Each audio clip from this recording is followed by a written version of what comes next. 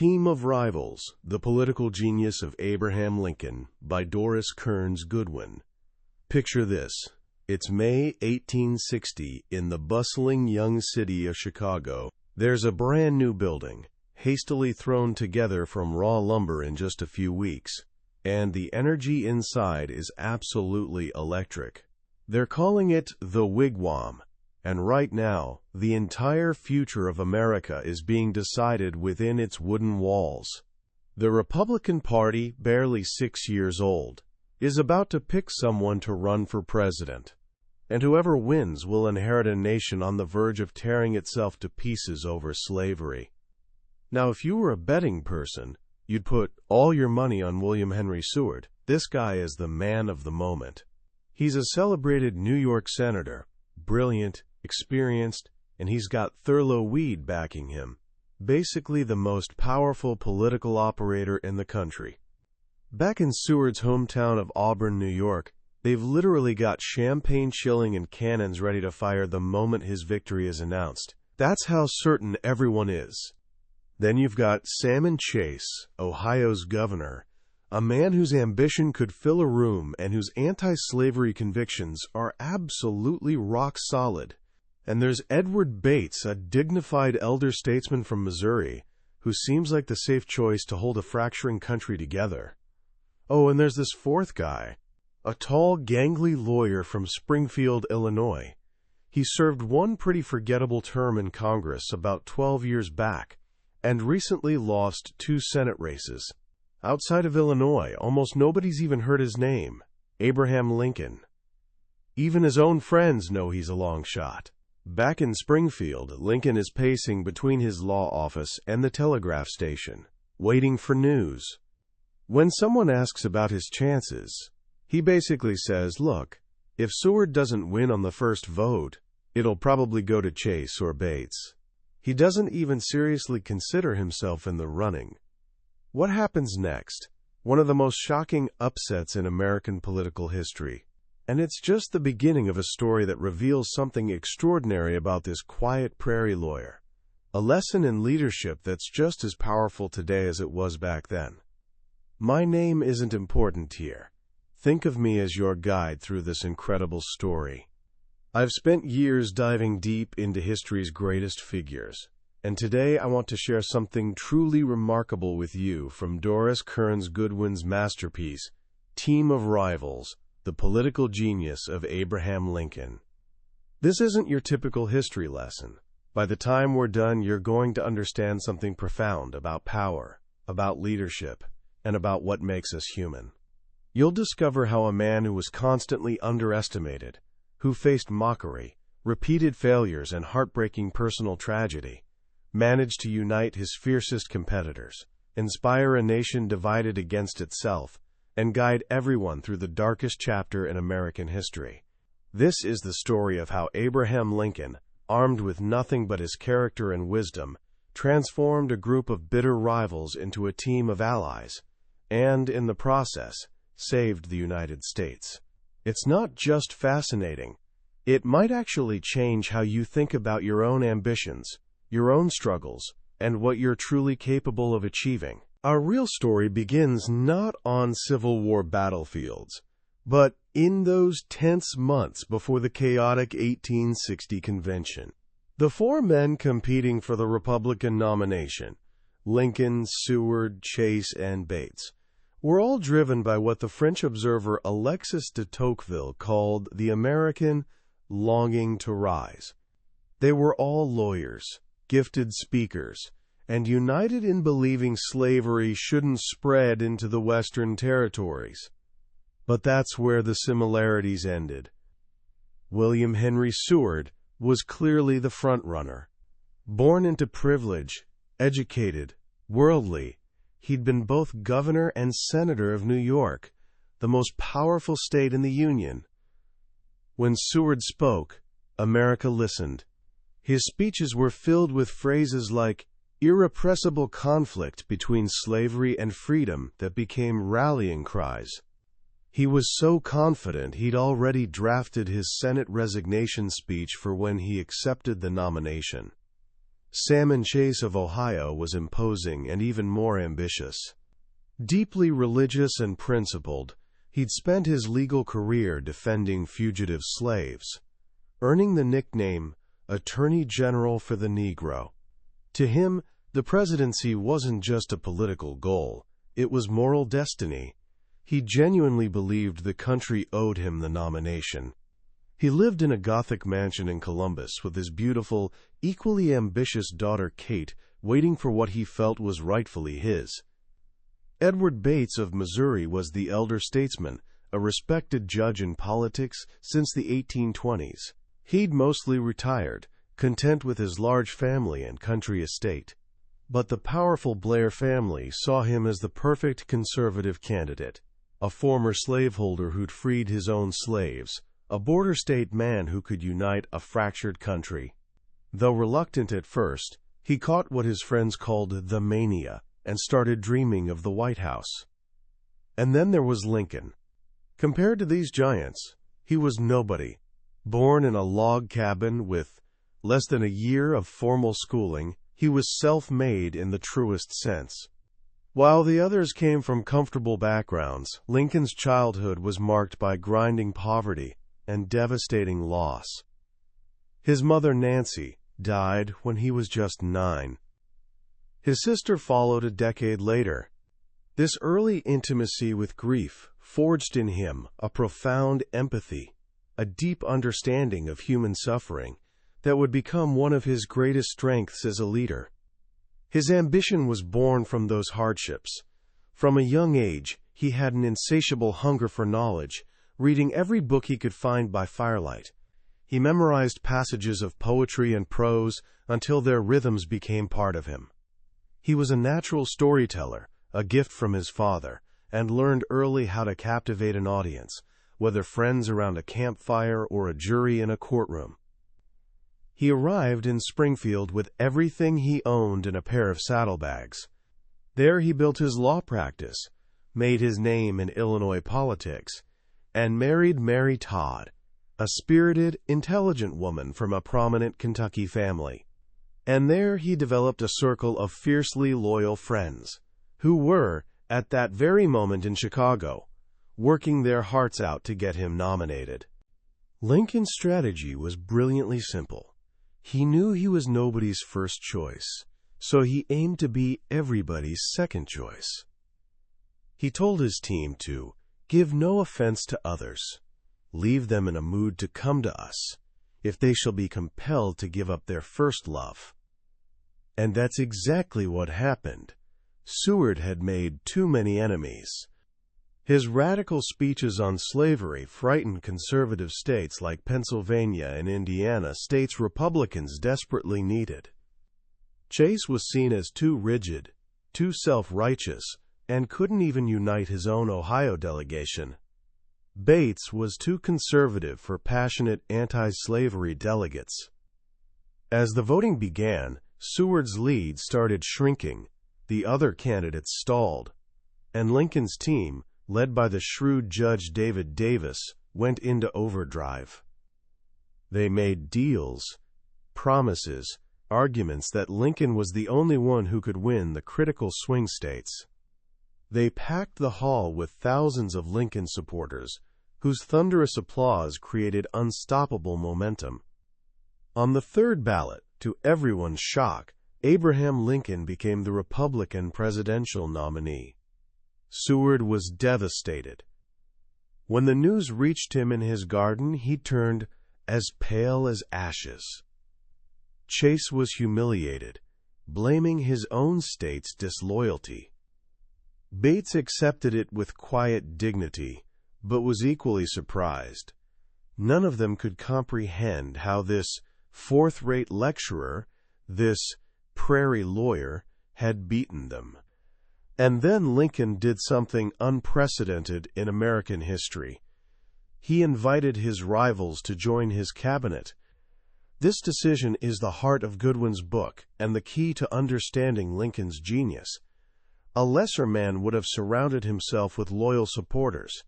Someone insecure would never bring such powerful, ambitious men who thought they should be president, into his inner circle. But Lincoln was different. He knew the country faced its greatest crisis. Southern states were beginning to secede. Civil war wasn't a distant possibility anymore. It was a terrifying certainty. And Lincoln knew he needed the strongest, most capable men in the nation at his side, friends or not. He offered Seward, his greatest rival, the top post, Secretary of State. He gave Chase, whose ambition was a constant threat, control of the nation's finances as Treasury Secretary. He made Bates Attorney General. He also brought in 3 former Democrats, Gideon Welles as Navy Secretary, Montgomery Blair as Postmaster General, and eventually the brilliant, fiery Edwin Stanton as Secretary of War. Every single one of these men was better known, better educated, and more experienced than Lincoln. At first, they looked down on him. Seward secretly planned to run the presidency himself, making Lincoln a mere figurehead. Stanton had met Lincoln years earlier on a court case and treated him with complete contempt, calling him a, quote, long-armed ape.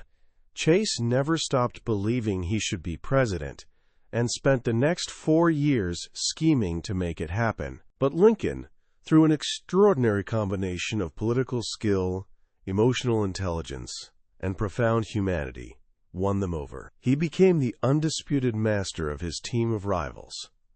How did he do it? First, he listened. In cabinet meetings, he let everyone speak their mind. He encouraged debate and dissent. He knew that hearing all sides would lead to the best decisions. He didn't need to be the smartest person in the room. He needed to be the wisest. Second, he knew how to manage egos. He understood the burning ambition of men like Seward and Chase.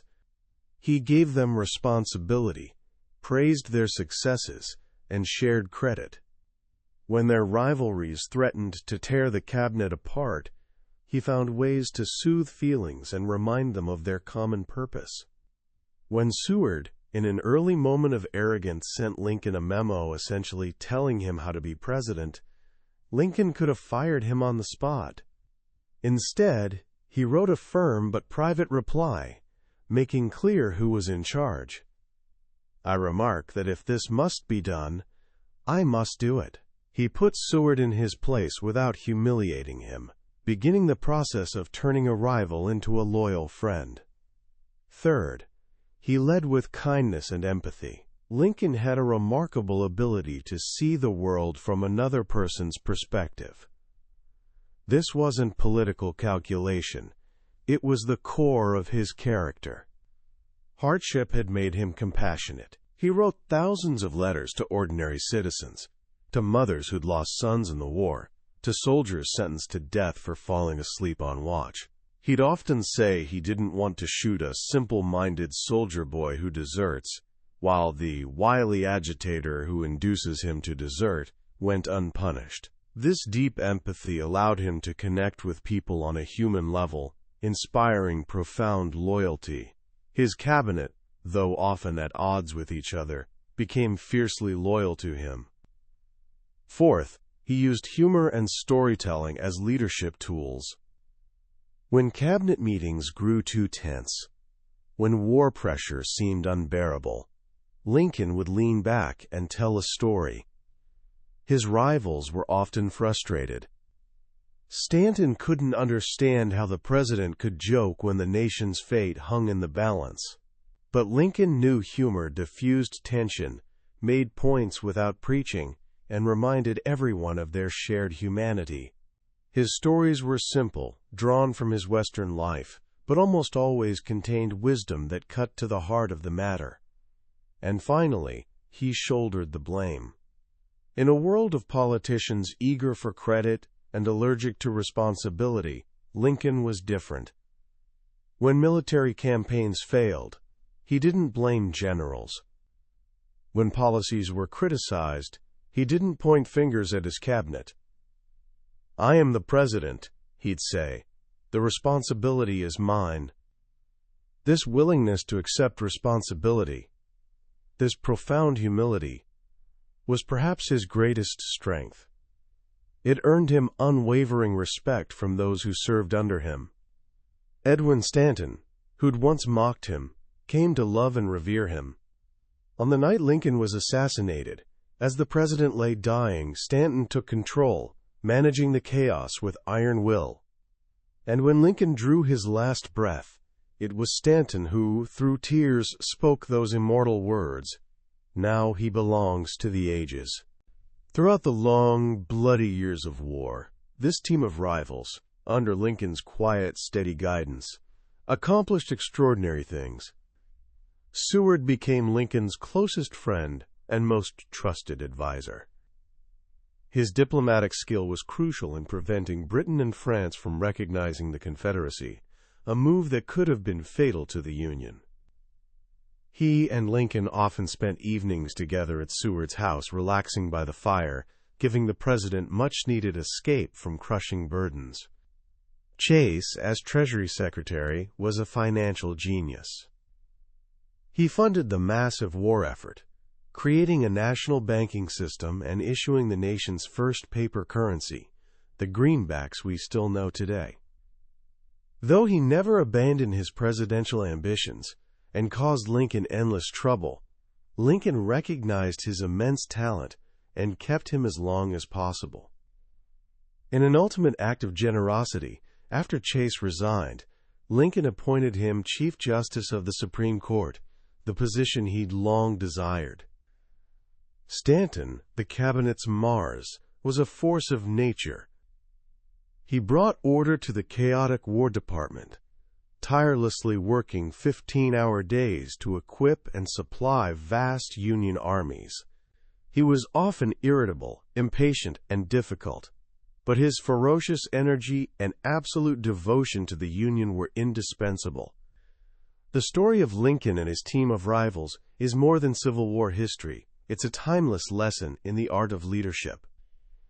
It teaches us that true strength lies not in surrounding ourselves with yes-men, but in harnessing the talents of those who challenge us. It shows us that empathy, humility, and kindness aren't weaknesses. They're powerful tools of persuasion. And it reminds us that a wise, patient leader can forge lasting unity from division. In the final weeks of war, Lincoln delivered his second inaugural address, one of the most beautiful speeches ever written. He didn't gloat over the North's impending victory. Instead, he spoke of healing. With malice toward none, with charity for all, he said, "Let us strive on to finish the work we are in, to bind up the nation's wounds." This was the essence of his leadership. In a time of unimaginable hatred and division, he chose reconciliation over retribution. He chose charity over malice. And in doing so, he not only saved the Union, but defined the very best of what America could be. When you finish Team of Rivals, you're left with a profound sense of awe. Doris Kearns Goodwin has done more than write Civil War history. She's painted an intimate portrait of leadership in its most challenging form. The most powerful lesson isn't about military strategy or political maneuvering. It's about character. It's about the incredible power of one person's humanity to shape history. What strikes me most, and what I hope resonates with you as you navigate your own journey, is Lincoln's profound self-confidence. A confidence born not of arrogance, but of humility. Think about it. Here was a man who knew he wasn't the most educated, experienced, or polished person in the room, and yet he had the wisdom to recognize he didn't need to be. He just needed to be the one who could bring out the best in everyone else. He wasn't afraid of being challenged or being wrong. He was only afraid of failing the great task entrusted to him. In today's world, we often see leadership as competition. We think leaders are those who shout loudest, who are most certain, who never admit doubt. Lincoln shows us a different way. He teaches us that leadership is about listening, learning, admitting mistakes, and sharing credit when things go right. It's about having strength to be gentle, courage to be kind, and wisdom to know you don't have all the answers. So how can you, with your own ambitions and dreams, apply these lessons? It's simpler than you might think. First, build your own team of rivals. When working on a school project, don't just pick your best friends. Seek out someone who thinks differently, who challenges your ideas. Listen to them. Debate with them. You'll find their perspective makes your final product stronger, just as Seward's caution tempered Lincoln's resolve and Stanton's fire fueled his determination. Second, practice empathy. Next time you're in a disagreement with a friend or family member, take a moment to truly see the world from their perspective. Don't just wait for your turn to talk. Listen to understand. Lincoln's ability to grasp his opponents, fears and motivations, even his enemies, was one of his most powerful tools. It allowed him to find common ground where others saw only division. And third, lead with humility. Don't be afraid to say, "I don't know," or "I made a mistake." Take responsibility for failures and share credit for successes.